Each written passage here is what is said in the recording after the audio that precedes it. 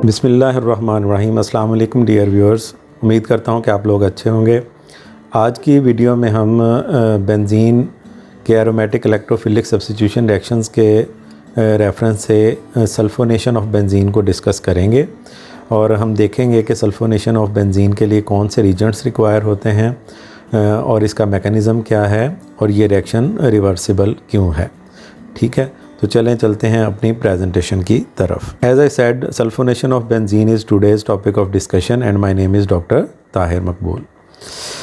First of all, look at the objectives of today's discussion. The first objective is the reagents which would be required in order to carry out the sulfonation of benzene. Similarly, the catalyst used will also be discussed. Mechanism will be illustrated, as well as the reversibility of sulfonation of benzene will also be discussed. Background बताता चलूँ, जो कि इस playlist के अंदर जो भी आप वीडियोस देख रहे हैं वो आपस में थोड़ी सी कनेक्टेड हैं। जो रिएक्शन है वो बेसिकली इलेक्ट्रोफिलिक सब्स्टिट्यूशन रिएक्शंस हम बेंजीन के डिस्कस कर रहे हैं। तो हमने इसका जनरल मैकेनिज़्म भी देखा एक वीडियो के अंदर। नेक्स्ट फिर हमने इसके हैलोजिनेशन को स्टडी किया और प्रीवियस जो लास्ट वीडियो है उसके अंदर हमने नाइट्रेशन ऑफ बेंजीन देखा। तो आज के लेक्चर के अंदर हम सल्फोनेशन ऑफ बेंजीन को स्टडी करेंगे। ये समझने के तीसरा रिएक्शन है जो इस स्लाइड के अंदर आपको नज़र आ रहा है, that is sulphonation of benzene, जिसके अंदर हाइड्रोजन जो है it will be replaced by a sulphonic acid group. Reagent जो है यूज़ किए जाते हैं, नॉर्मली दो तरह के रीजेंट यूज़ किए जाते हैं for the in order to carry out the sulphonation of benzene. पहला जो है वो कंसनट्रेटेड सल्फ्यूरिक एसिड है, यानी कि आप बेंजीन लेते हैं और कंसनट्रेटेड सल्फ्यूरिक एसिड लेते हैं और उनको हीट कर देते हैं, तो आपके पास रिएक्शन जो है वो प्रोसीड होता है और बेंजीन सल्फोनिक एसिड और वाटर जो है in the form of product आपके पास बन जाते हैं और बेंजीन का एक हाइड्रोजन जो है वो सब्स्टिट्यूट हो जाता है विद SO3H ग्रुप, जिसको हम सल्फोनिक एसिड ग्रुप का नाम देते हैं। जो अपेरेंटली आपको इक्वेशन से भी लग रहा है, यहाँ पे डबल हेडेड एरो शो किया गया है, जिसका मतलब ये रिएक्शन क्या है, रिवर्सिबल है। लेकिन अगर हम इस रिएक्शन का इक्विलिब्रियम प्रोडक्ट साइड पे यानी कि लेफ़्ट साइड के ऊपर राइट साइड के ऊपर रखना चाहते हैं, यानी कि आप चाहते हैं कि बेंजीन सल्फोनिक एसिड जो है वो ज़्यादा अमाउंट में बने और इक्विलिब्रियम जो है वो राइट साइड पे ही रहे, तो उसके लिए आपको क्या करना पड़ेगा, वाटर कॉन्टीन्यूसली रिएक्शन मिक्सचर से आप रिमूव करते रहते हैं ताकि रिएक्शन फॉरवर्ड डायरेक्शन में प्रोसीड करता रहे। अदरवाइज़ एक इक्विलिब्रियम एस्टेब्लिश हो जाएगा और रिएक्शन फर्दर प्रोसीड नहीं करेगा। दूसरा जो रीजेंट हम इस्तेमाल करते हैं वो फ्यूमिंग सल्फ्यूरिक एसिड है। फ्यूमिंग सल्फ्यूरिक एसिड बेसिकली एक सॉल्यूशन है सल्फर ट्राईऑक्साइड का इन सल्फ्यूरिक एसिड। यहाँ पे अगर हम बजाय कंसनट्रेटेड सल्फ्यूरिक एसिड और उसको हीट करें, उसकी बजाय अगर हम फ्यूमिंग सल्फ्यूरिक एसिड ले लें तो जो रेट ऑफ सल्फोनेशन है वो कंपैरेटिवली फास्टर होता है। इक्विलिब्रियम जो है वो मोस्टली प्रोडक्ट साइड पे ही रहता है और हमारे पास बेंजीन सल्फोनिक एसिड जो है वो अच्छी अमाउंट के अंदर हासिल होता है। यहाँ पे ये इक्वेशन है, यहाँ पे बेंजीन सल्फर ट्राईऑक्साइड H2SO4 ये बेसिकली फ्यूमिंग सल्फ्यूरिक एसिड कहलाता है और आपके पास प्रोडक्ट बेंजीन सल्फोनिक एसिड एक अच्छी यील्ड के अंदर आप अचीव कर सकते हैं।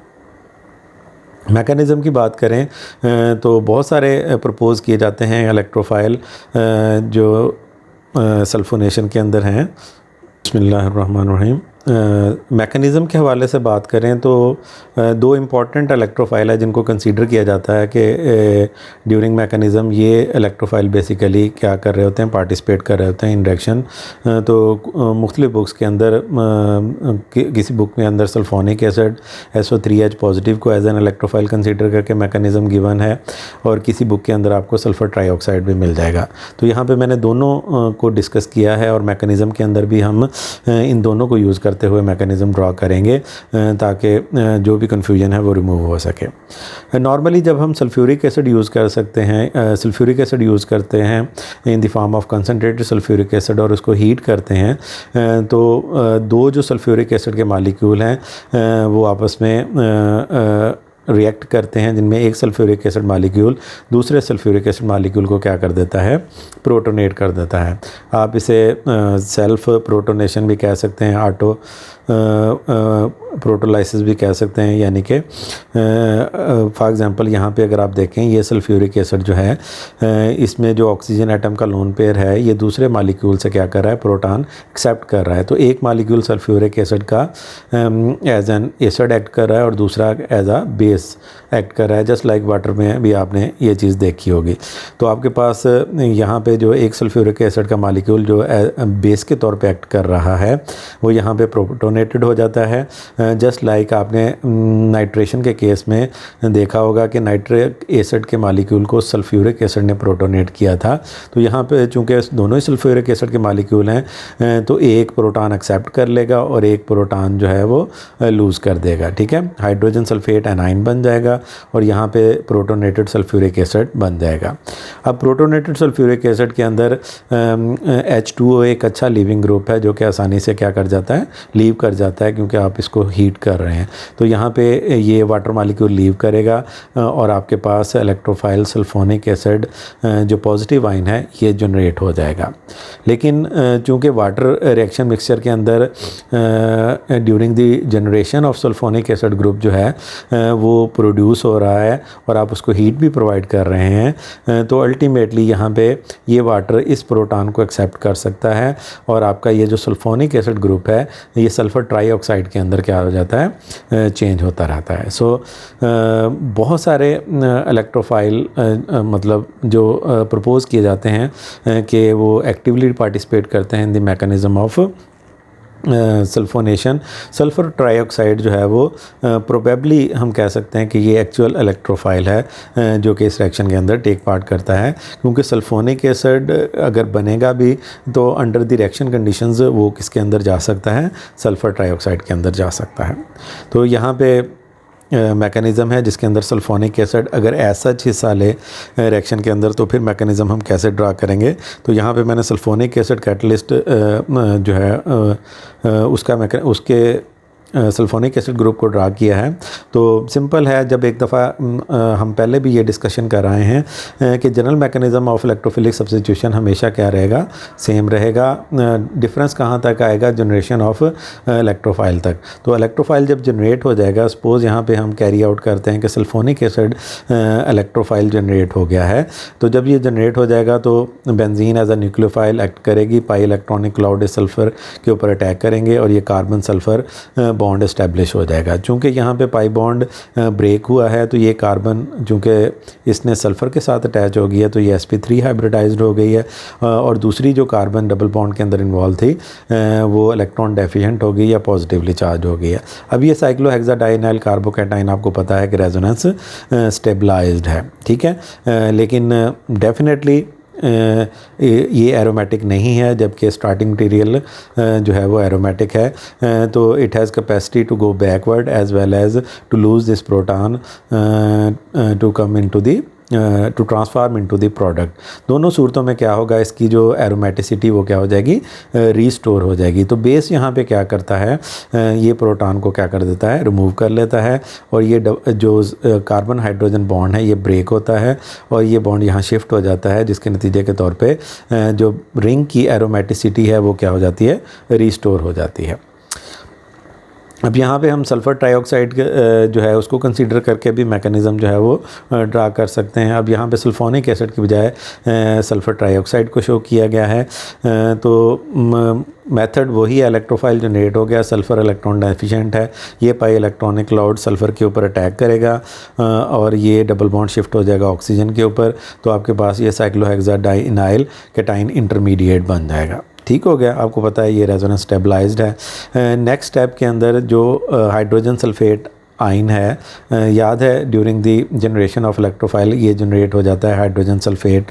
तो ये जो आयन है ये अटैक करेगा या एज अ बेस एक्ट करेगा और इस हाइड्रोजन को क्या कर लेगा, एब्स्ट्रैक्ट कर लेगा और इसके नतीजे के तौर पे आपके पास ये बेंजीन सल्फोनेट आयन बन जाएगा।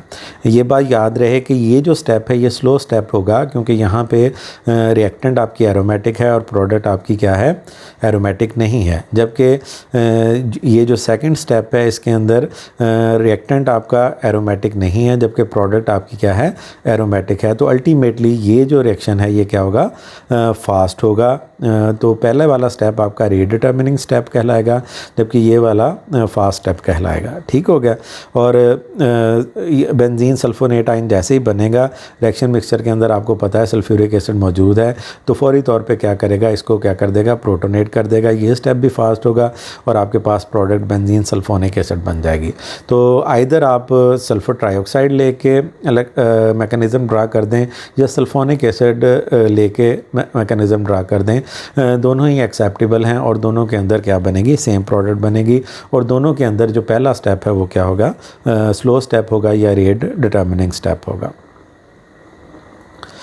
सो सल्फोनिक एसिड या बेंजीन सल्फोनिक एसिड जो हमारी अल्टीमेट प्रोडक्ट है ऑफ सल्फोनेशन, ये स्ट्रॉन्ग एसिड है। ये इतना स्ट्रॉन्ग एसिड है कि आप इसको अगर HCl के साथ कंपेयर करें तो HCl से भी स्ट्रॉन्गर एसिड है।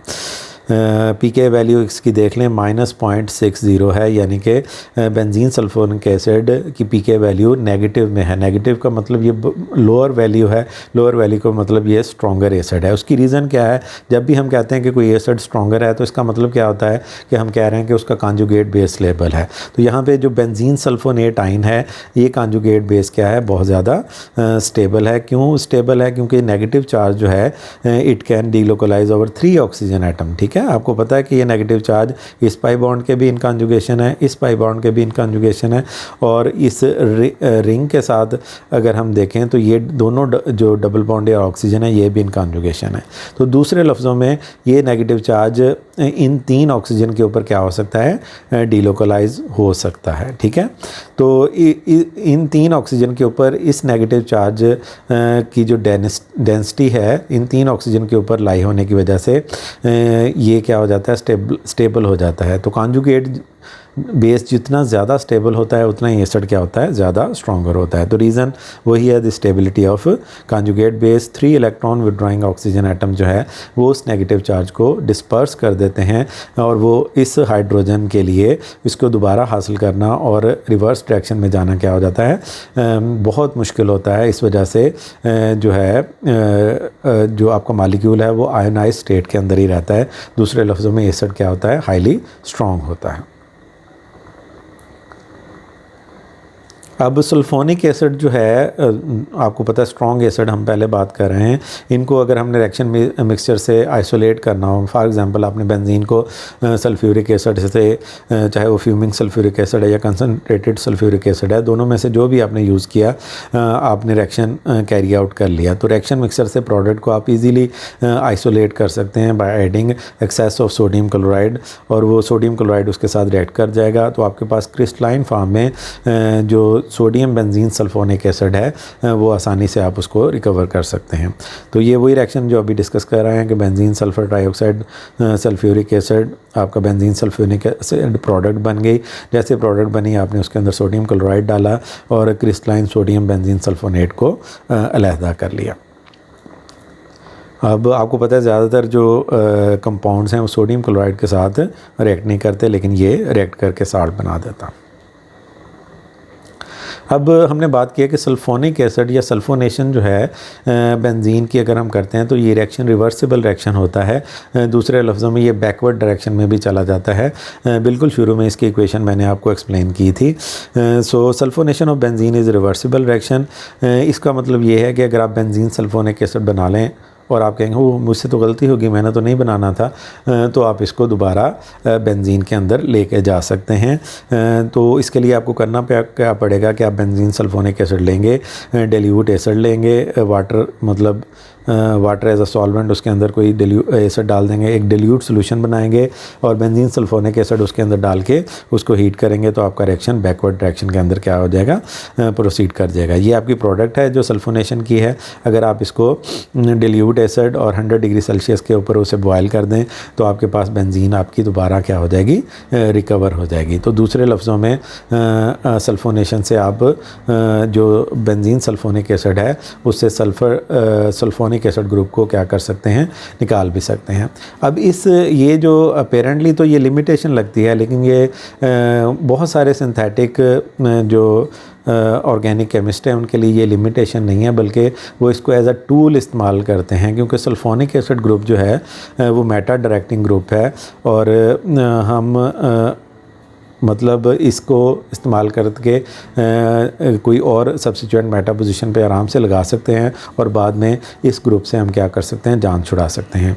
ये नेक्स्ट जो एडवांस क्लासेस है जिसमें आप डिस्कनेक्शन अप्रोच में इसी एप्लीकेशन को दोबारा पढ़ेंगे, तो मैं फ़र्दर इसकी डिटेल के अंदर नहीं जाता। सो डीसल्फोनेशन का मैकेनिज़्म जो है वो सल्फोनेशन के एग्जैक्टली क्या होगा, रिवर्स होगा, ठीक है ना। तो जो आपका रेट डिटर्मिनिंग स्टेप है या लिमिटिंग स्टेप जिसे हम कहते हैं वो वही होगा जो वहाँ पे भी रेट डिटर्मिनिंग स्टेप है। वहाँ पे कौन सा था, वो स्टेप जिसके अंदर बेंजीन अटैच हो रही है सल्फोनिक एसिड ग्रुप से या सल्फर ट्राइऑक्साइड से। तो यहाँ पे जब बैकवर्ड डायरेक्शन में आएंगे तो वही दोबारा वही रेट डिटर्मिनिंग स्टेप आपका कहलाएगा। तो डीसल्फोनेशन में बेसिकली तो इलेक्ट्रोफिलिक सब्स्टिट्यूशन ही है।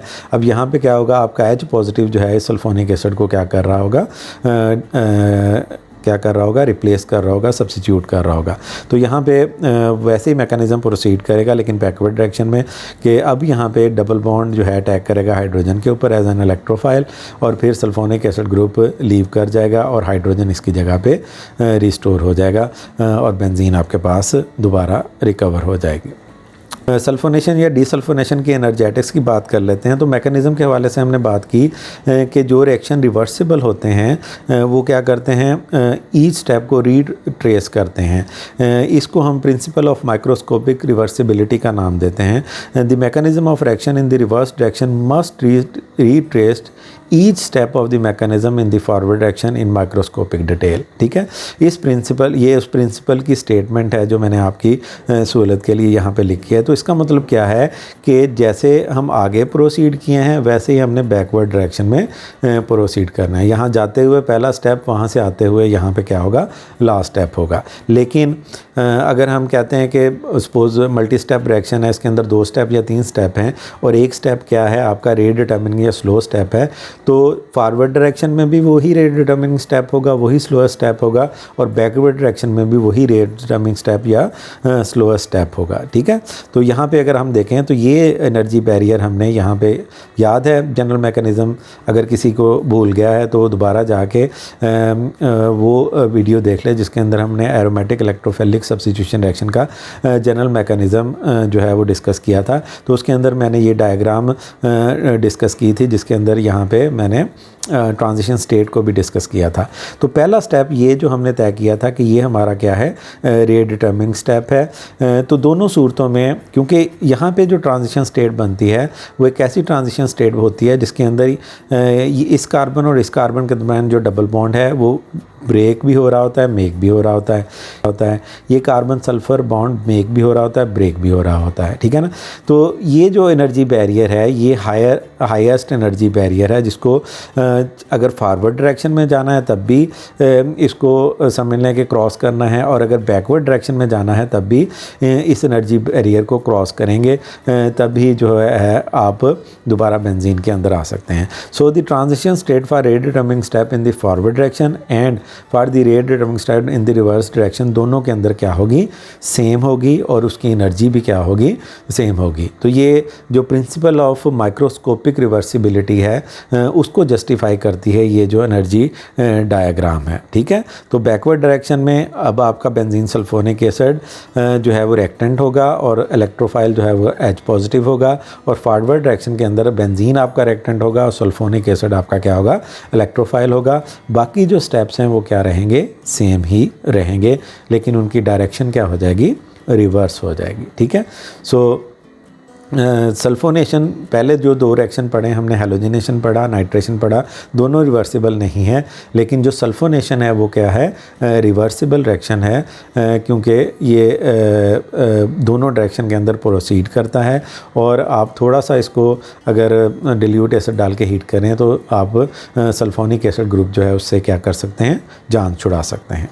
तो इसकी सिंथेटिक एप्लीकेशंस हैं वो इंशाल्लाह जो हायर क्लासेस हैं उनके अंदर आप इंशाल्लाह ज़रूर पढ़ेंगे।